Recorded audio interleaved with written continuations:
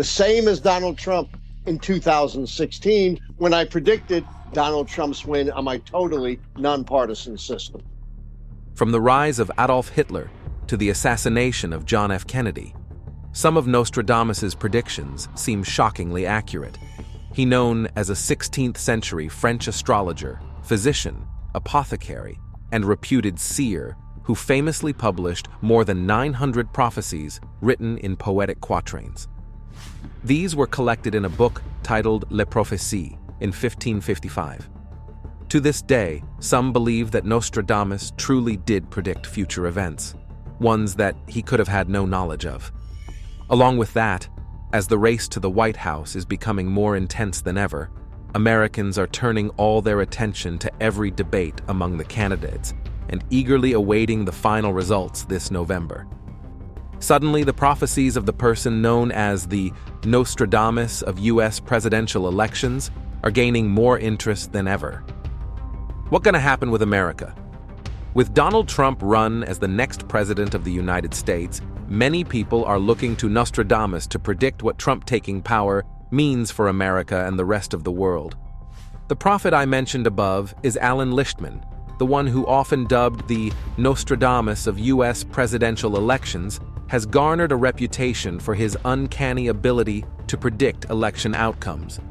With a track record of accurately foreseeing 9 out of the past 10 U.S. presidential elections, Mr. Lichtman's methodology has earned him both acclaim and scrutiny.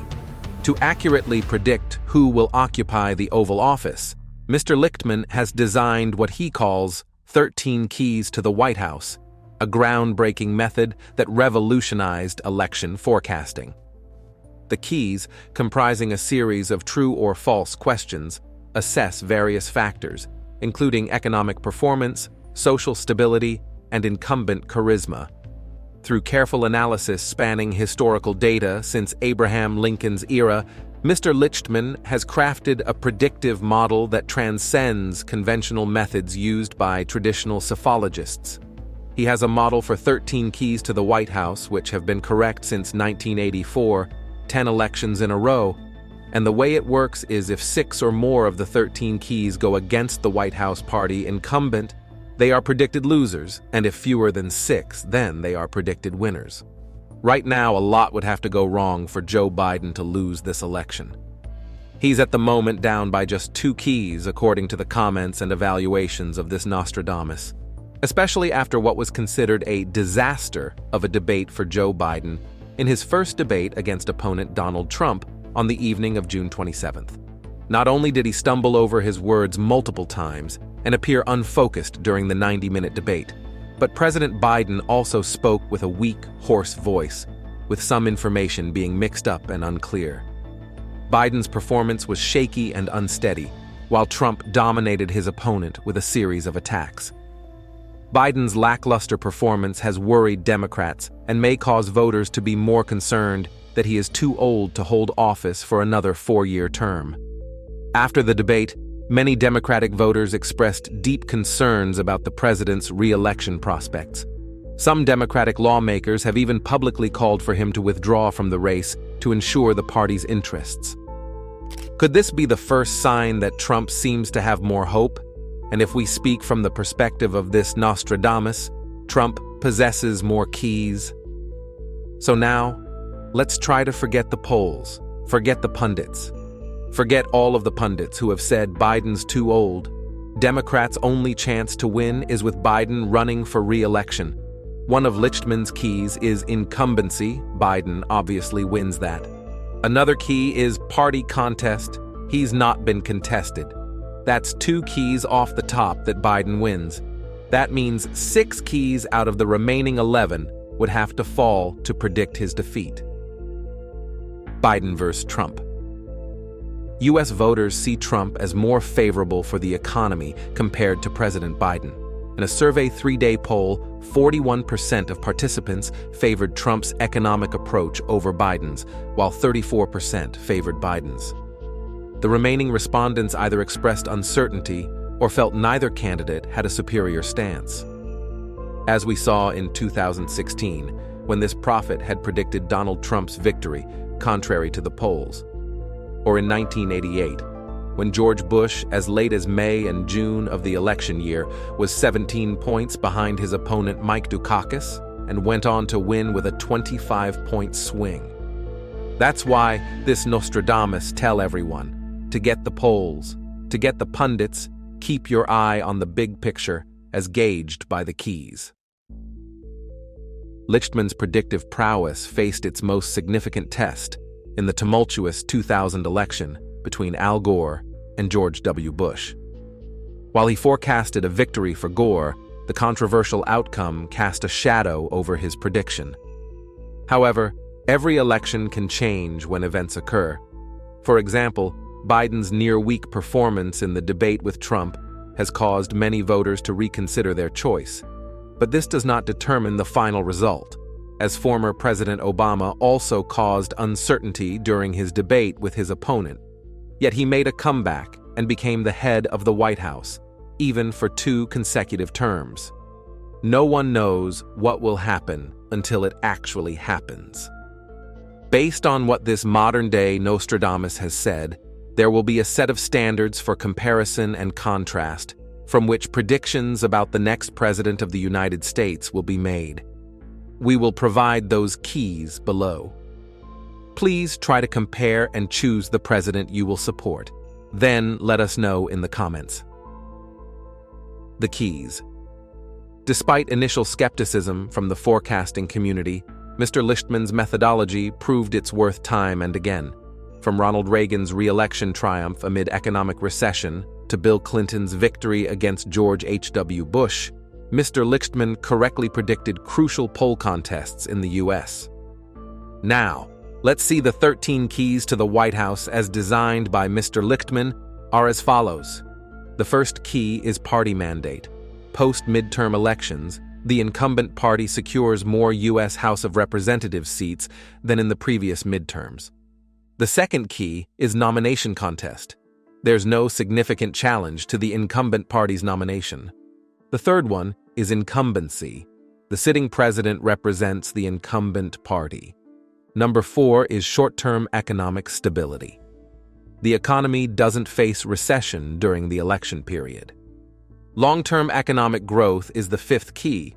Real per capita economic growth equals or surpasses the average growth of the preceding 2 terms. The 6th one is policy shift. The incumbent administration enacts major alterations in national policy. Continue with social stability. There's no prolonged social unrest throughout the term.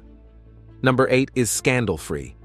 The incumbent administration remains free from major scandals. Foreign or military mishaps is the next key. No significant failures occur in foreign or military affairs under the incumbent administration, following with foreign or military triumphs. The incumbent administration achieves significant successes in foreign or military matters. Next one is incumbent charm. The incumbent party's candidate possesses charisma or enjoys national hero status. Challenger appeal is the next key. The opposing party's candidate lacks charisma or national hero status. And the last one is third-party factor. There's no noteworthy third-party or independent campaign. What did we see in 2020? This is a very interesting election, where this man did correctly predict Trump would lose and Biden would win. In 2019, Trump was only down 4 keys. Remember, it takes 6 keys to count out the White House party. When he predicted Trump's victory in 2016, which you can imagine did not make him very popular in 90% Democratic Washington, D.C., where he teach, Trump actually sent him a note on the Washington Post article where he predicted his win that said, "Congrats, Professor, good call." According to Lichtman, it is governance, not campaigning, that counts. Trump didn't understand that. So when the pandemic hit, instead of dealing substantively with the pandemic like the keys would have indicated, he tried to talk his way out of it. Of course, it didn't work. The economy tanked, and he lost 2 additional keys: the short and long-term economy. That put him down 6 keys, enough to predict his defeat. For this, 2024. The predicted scenarios for the United States this year are garnering more attention than ever. Moreover, Nostradamus's actual predictions for 2024 are also causing fear among people. The first prediction for this year is Prince Harry becomes king. Sounds so incredible, right? One of the passages in his long text says that a king of the Isles will be driven out by force. Some think Nostradamus is referring to King Charles III. Another passage, supposedly about Charles, says, "Soon afterward, a disastrous war, a new king shall be anointed, who, for a long time, will appease the earth." British author and Nostradamus commentator Mario Reading, who previously said Nostradamus may have predicted Queen Elizabeth II's death, analyzed that King Charles III would be abdicating due to persistent attacks on both himself and his second wife, and Harry would replace him instead of William because he, the spare heir, has no mark of a king. Continue with the second prediction as China wages war. Nostradamus predicted combat and naval battle and said that a red adversary will become pale with fear, putting the great ocean in dread. Some think that the red adversary could be referring to China and their red flag. The naval battle could be referring to China's tensions with the island of Taiwan. Beijing, the capital of China, has the largest navy in the world. Climate disaster is the third prediction of Nostradamus about this year. The climate crisis has become more apparent in recent years, with an increase in drought, wildfires, and record-high temperatures. Nostradamus predicts it will get even worse. The dry earth will grow more parched, and there will be great floods when it is seen, he wrote. He also predicted extreme weather events and world hunger. Very great famine through pestiferous wave, he said. A new pope. Yes, you didn't hear wrong, and this is the fourth prediction. Pope Francis could soon see a replacement, according to the astrologers' predictions. Through the death of a very old pontiff, a Roman of good age will be elected. Of him it will be said that he weakens his see, but long will he sit and in biting activity, he wrote. Pope Francis, who is days shy of his 87th birthday, has been having health issues. The predictions that came true. Writing 450 years earlier, the French astrologer seemed to have predicted the end in, for him, unusually date-specific terms. The year 1999 7-month, from the sky shall come a great king of terror, shall be revived the great king of Anglemois. Before and after, Mars shall reign as chance will have it. The king of terror, Nostradamus's interpreters suggested, was the Antichrist. Others argued that, because Anglemois is a near anagram of Mongolais, the 16th century French term for Mongolians, invasion of Europe from the east was imminent, though whether by Russians, Chinese, or tooled-up descendants of Genghis Khan riding like Dothraki hordes was uncertain. Nostradamus expert Prof. Alexander Tolman found the matter so worrying that he retreated to his bunker in Lower Austria to wait out the catastrophe that never came. Nostradamus's writings are now being used to forecast a European apocalypse. The basis of this prediction is the following quotation: 7 months the Great War, people dead of evil doing. Rouen, Evreux shall not fall to the king. Some have interpreted this to mean that escalation of the Ukraine conflict to a Third World War is imminent. Between about 1547 and 1555, he reportedly dictated 942 poetic prophetic quatrains to his secretary while high on nutmeg, which causes hallucinations when taken in large doses. But Nostradamus posthumously triumphed over his detractors. His quatrains, published in 1555 as Les Prophéties, have never gone out of print and have been claimed to have predicted the execution of Charles I, the Great Fire of London, the French Revolution, the assassination of John Kennedy and Benazir Bhutto, the 2015 mass murders in Paris, even the abdication of King Charles III. A book of interpretations of his supposed prophecies last month topped the Sunday Times bestsellers list, after apparently predicting when Queen Elizabeth II would die.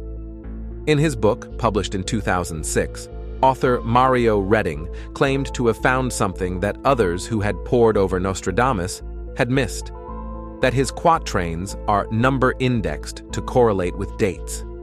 Hence, for instance, quatrain 1022, purporting to forecast the death of the Queen, reads, "Because they disapproved of his divorce, a man who later they considered unworthy, the people will force out the king of the islands. A man will replace who never expected to be king." This quatrain will come as no surprise to the British people, and it has wide implications. The first is that Queen Elizabeth will die circa 2022 at the age of around 96. He went on to claim the 1022 quatrain predicts that King Charles will abdicate because he is weary at the persistent attacks on both himself and second wife, because of resentments held against him by a certain proportion of the British population, following his divorce from Diana, Princess of Wales. His interpretation didn't end there. He also reckoned that Prince Harry will become the next king, instead of his older brother William. Was Nostradamus really a seer capable of predicting the future? Or was he taking shots in the dark and happened to manage a few lucky hits? While waiting for the upcoming prophecies might be true, decide for yourself after reading these shockingly accurate Nostradamus predictions. The rise and conquest of Napoleon. Napoleon Bonaparte is a man who needs no introduction. One of history's most infamous figures, Napoleon seized power in France not long after the French Revolution and dreamed of building an empire. His forces tore across Europe and brought the 1,000-year-old Holy Roman Empire to its knees. Of course, his story did not end in victory. Napoleon was ultimately exiled twice from his country and died in near isolation. Still, his historic rise to power and conquest over much of the European continent forever changed the course of history. To much of the world, Napoleon's rise came as something of a surprise. But not, it seems, to Nostradamus. Pau, nay, Laurent, more fire than blood. Swimming in praise, the great man hurries to the confluence. He will refuse entry to the magpies, Pompon and Durance will confine them. As with all of Nostradamus's predictions, a bit of interpretation is necessary. It should be noted, though, that Pau, Ney, and Laurent all refer to cities in France, although in the third instance, the city is actually named Oloron. Rise of Hitler and the Nazi Party. Of all historical figures, there are perhaps none more infamous than Adolf Hitler, leader of the Nazi Party and the perpetrator of some of the most heinous crimes in history. Hitler's rise to power and domination of the countries of Western Europe have been well chronicled, but could they have been foretold years before Hitler was even born? There are, in fact, two Nostradamus predictions that have been linked to Hitler's rise. Here is the first. From the depths of the west of Europe, a young child will be born of poor people. He who by his tongue will seduce a great troop. His fame will increase towards the realm of the East. Hitler was indeed born to poor parents in 1889 in Western Europe. He was also known for his ability to sway people with words, which allowed him to gain immeasurable power and establish the Third Reich. Furthermore, as a part of the Axis powers, Hitler's Germany formed an alliance with Japan, a realm of the East. But this was not Nostradamus's only alleged prediction regarding Hitler. The second goes, "Beasts ferocious with hunger will cross the rivers. The greater part of the battlefield will be against Heister. Into a cage of iron will the Great One be drawn when the child of Germany observes nothing." Some have claimed the word Heister here refers to Hitler, albeit misspelled. As it turns out, however, Heister is actually the Latin name for the Danube River, the second longest river in Europe, which flows through much of Central and Southeastern Europe, from the Black Forest in Germany to the Black Sea. The Danube flows through or borders parts of Germany, Austria, Slovakia, Hungary, Croatia, Serbia, Romania, Bulgaria, Moldova, and Ukraine, many of which were occupied by Germany during World War II. Supposing Heister refers to the Danube, Many have seen Nostradamus's quatrain as a prediction of the large-scale conflict that would affect the region. And it wasn't his only purported prediction about the Second World War. The assassination of John F. Kennedy. The assassination of President John Kennedy is one of the most infamous moments in American history. On November 22, 1963, the U.S. president and his wife rode together in the back seat of an open-top limousine through the streets of Dallas, Texas. As their car crossed Dealey Plaza, however, a shot rang out, and the president slumped over in the back seat. It was Lee Harvey Oswald, who would ultimately go down in the history books as John Kennedy's assassin. But the incident also sparked countless conspiracy theories suggesting that Oswald did not act alone, or that the U.S. government had conspired to kill the president. Some of these theories also make reference to one of Nostradamus's predictions. The ancient task will be completed. From on high, evil will fall on the great man. A dead innocent will be accused of the deed. The guilty one will remain in the mist. Citing Nostradamus' prophecy, some have said that the dead innocent may refer to Oswald, who was murdered by a Dallas nightclub owner before his trial, and that the real, guilty one got away with it. In fact, before he died, Oswald himself claimed to be a patsy. But because Lee Harvey Oswald never went to trial, it is near impossible to say if he truly was John Kennedy's assassin or if he acted alone. There is still much controversy surrounding John Kennedy's assassination, and many questions left unanswered 60 years later. Perhaps Nostradamus really did predict the event and the mystery that would surround it. The death of King Henry II. A religiously bigoted Roman Catholic, King Henry II was known to cut out the tongues of Protestants and burn heretics alive. But Henry would meet his own equally brutal fate when he challenged Gabriel de Lorges, the Count of Montgomery, to a joust. De Lorges knocked the king down in the first go, but Henry refused to accept defeat. He once again took the reins of his horse and charged for de Lorges, lance out. When de Lorges' lance struck Henry's helmet, however, it splintered into 2 shards, which shot through Henry's eye and into his brain, scattering splinters throughout his head. Henry suffered for 10 agonizing days before eventually dying in bed. What did Nostradamus have to say about the whole affair? The young lion will overcome the older one on the field of combat in a single battle. He will pierce his eyes through a golden cage. 2 wounds made one. Then he dies a cruel death. Some skeptics have argued that field of combat doesn't apply here, as this was meant to be a friendly jousting tournament. Reports also differ as to whether the men's shields were emblazoned with lion emblems.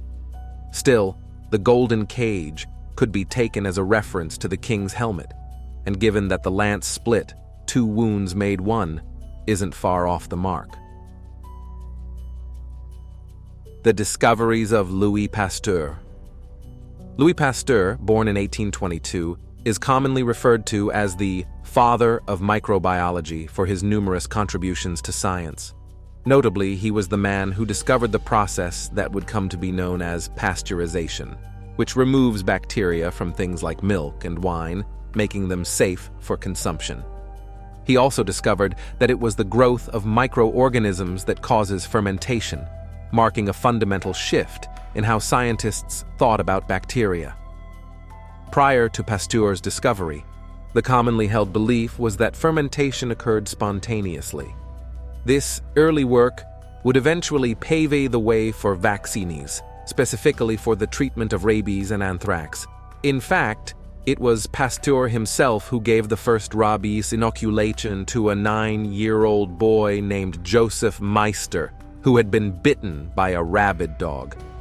Meister, who would likely have died, recovered, and Pasteur's inoculation technique was widely adopted by the larger scientific community. He also happens to be one of the select few people apparently mentioned by name in Nostradamus's prophecies. The lost thing is discovered, hidden for many centuries. Pasteur will be celebrated almost as a godlike figure. This is when the moon completes her great cycle, but by other rumors, he shall be dishonored.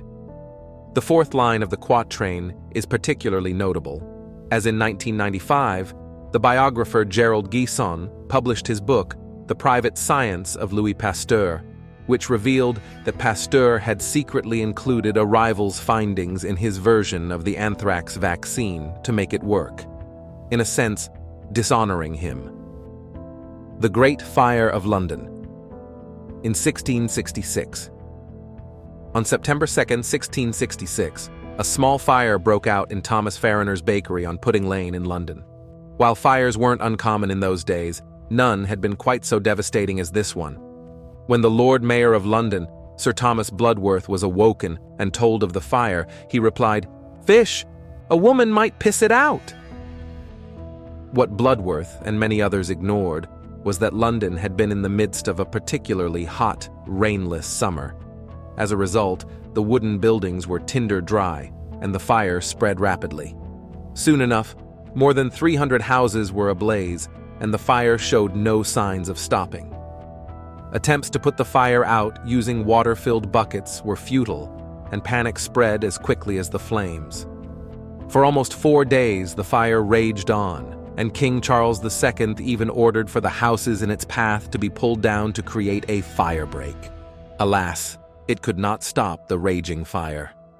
King Charles II himself eventually joined the firefighting brigade, passing along buckets and buckets of water to try and put the flames out, once again to no avail. By September 4th, half of London was on fire. Then it was suggested that gunpowder be used to blow up houses in the fire's path, creating an even larger firebreak. Unfortunately, the sound of the explosion led rumors to spread of an invading French army, resulting in even more panic. In the end, 4/5 of London turned to ash, including nearly all the civic buildings and 13,000 private residences. The inferno was finally snuffed out on September 6, but the devastation was tremendous. London had to be almost entirely rebuilt. Over 100 years before the Great Fire of London, Nostradamus had possibly foretold the event. The blood of the just will be lacking in London. Burnt up in the fire of 66. The ancient lady will topple from her high place. Many of the same sect will be killed. While the total number of human deaths as a result of the Great London Fire is relatively low, many historians estimate the number was just 6. Some have suggested the blood of the just may refer to the millions of flea-carrying rats that had helped spread the Great Plague, also known as the Black Death, just 1 year earlier. The fire may have devastated the city itself, but it also effectively put an end to the plague in London by killing off strains of the disease and the hosts that carried it. The French Revolution. The French Revolution was a major turning point in the country's history. Increasingly frustrated with France's royalty, the people of France rose up against the monarchy in 1789 and executed their last king, Louis XVI, and their last queen, Marie Antoinette. That July, Parisians stormed the Bastille prison, freeing political prisoners from the symbol of Ancien Régime power. Then, in October, angered by the exorbitant price of bread, they marched 12 miles from Paris to Versailles. There, they stood outside the royals' home with their guards' heads on pikes, waiting to take the king and queen with them back to Paris. It would be another few years before Louis was sentenced to death for conspiring against the state. About 20,000 people gathered around to watch the executioner remove his head in January 1793. 9 months later, his queen met the same fate. Once the deed was done, her executioner, Charles-Henri Sanson, held up her head to the crowd, who cheered back, "Vive la République!" But more than 2 centuries before the French Revolution took place, Nostradamus wrote, "Songs, chants, and demands will come from the enslaved, held captive by the nobility in their prisons. At a later date, brainless idiots will take these as divine utterances." There are several interpretations of this quatrain, but it is not difficult to see how it could be linked to the French Revolution. While the people of France were not technically enslaved, there is no doubt that they suffered and blamed the royalty for it. Moreover, some of them were actually held captive by the nobility in their prisons, specifically the Bastille. It also may not be entirely fair to call King Louis XVI or Marie Antoinette brainless idiots, but you could argue that by being beheaded, they were quite literally rendered brainless.